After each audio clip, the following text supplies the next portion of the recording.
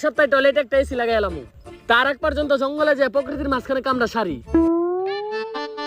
আহ কি সুন্দর প্রাকৃতিক পরিবেশ, কি সুন্দর বাতাস, এই জায়গায় বই কামড়া সারলে ভালো লাগবো। লাশ এখনই সিআইডি রে ফোন দিতে হইব।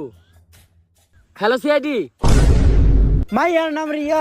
আমগে সিবি স্যারের হইতাছে বিয়া। মাইয়ার নাম রিয়া। আমগে সিবি স্যারের হইতাছে বিয়া। এই থাম তোরা, এখনো বিয়ে হয় নাই, মেয়ে দেখতে আইছি।